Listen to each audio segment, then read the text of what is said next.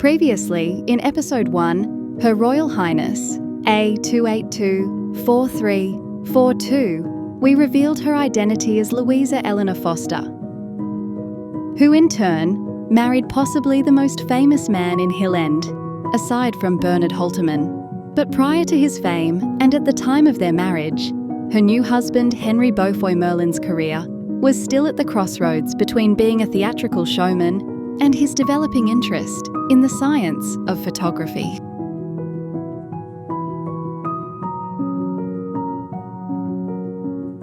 Louisa lost her father, Captain Henry Foster, who was the commander of the Peninsula and Oriental Company's steamer, the Royal Tar, soon after she was born.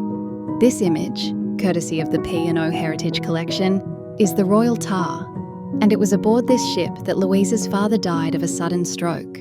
It's quite possible that he was at sea when Louisa was born. And as he died when she was just 4 months old, it's also possible he never got to see his little girl. Following the tragic loss of her father, Louisa blossomed into a beautiful young woman and gained the attention, whether by chance or design, of the travelling artist from Australia, Henry Merlin. Louisa and Merlin married on the 27th of January 1863, and Merlin wasted no time in organising passage for he and his new bride to the colony of New South Wales. It is believed that Henry was initially intending on arriving back at Sydney to resume his business opportunities, but the gold rush in New South Wales was attracting hopeful prospectors from all over the world. Therefore, passage opportunities were almost impossible to obtain.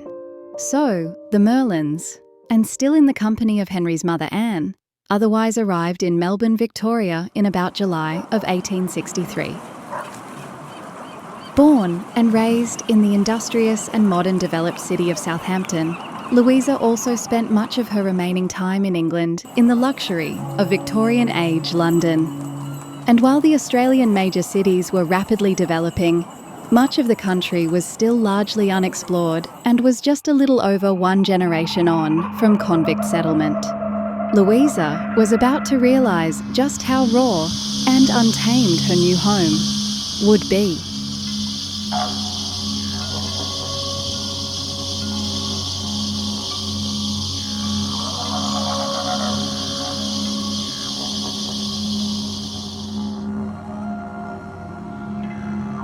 Shortly after arriving in Victoria, Louisa gave birth to a daughter named Mary Beaufoy Merlin.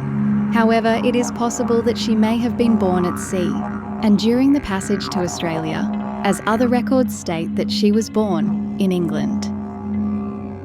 By 1865, Louisa's husband Henry has finally settled on his chosen field as a landscape photographer.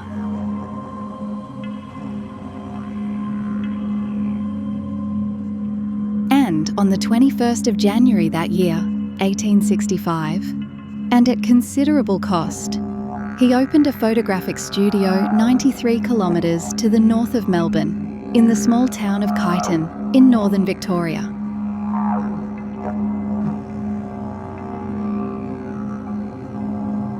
Merlin had financed this operation through an overambitious line of credit, and by May, just 4 months after opening the business, and due to the lack of customers, he was filing for insolvency. The Merlins were bankrupt. By December, Merlin had resolved the insolvency issues and the family moved to Ballarat, 80 kilometres to the southwest. It is here they reunite with Henry's mother Anne, who had been living there for several years.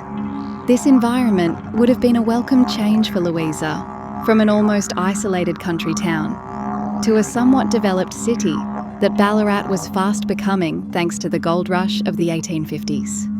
Although she possibly dared not say, the insolvency was probably a blessing in disguise for her and her young family.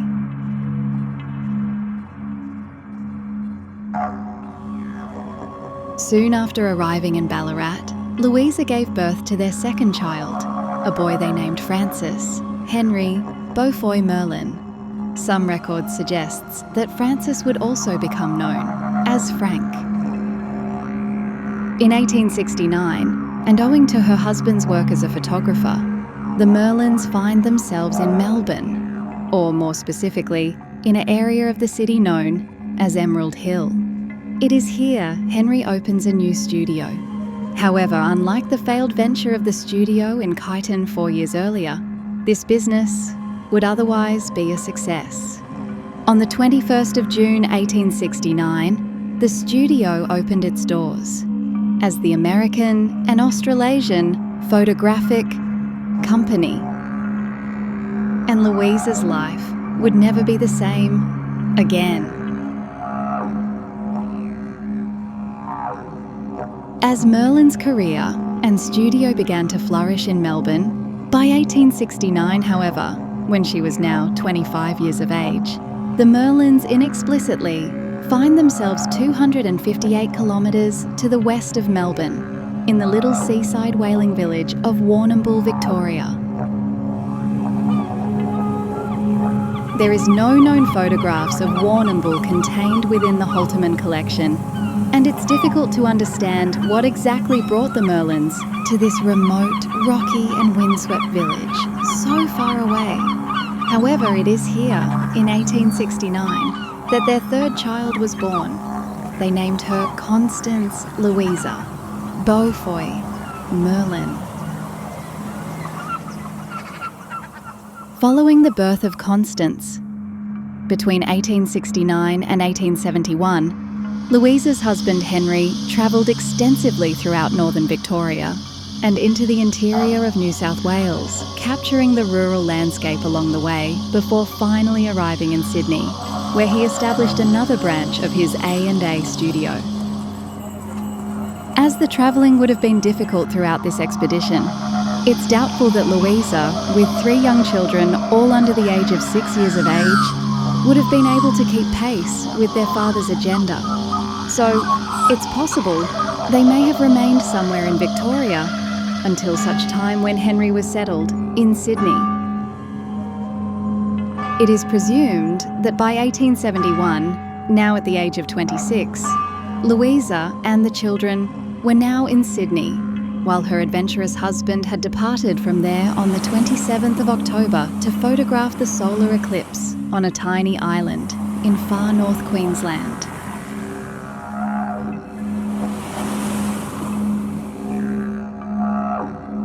Due to overcast weather, the entire venture was a complete failure, and in addition, a complete waste of time and money. Utterly disappointed, Merlin and the rest of the party returned back to Sydney and arrived back on Christmas Eve later that year, 1871, after almost 3 months away, and all for nothing. By 1872, and despite the disappointment of the solar expedition the previous year, Merlin decided to pack his equipment once again and hit the road west of Sydney to the New South Wales goldfields. But this time, Louisa and the kids were coming along. They arrived at the remote gold mining town of Hill End, about 50 kilometres north of Bathurst, where once again, Henry opened another modest branch of the American and Australasian Photographic Company on Tambaroora Street. And it was here that Louisa sat, in her husband's studio, where he took her portrait.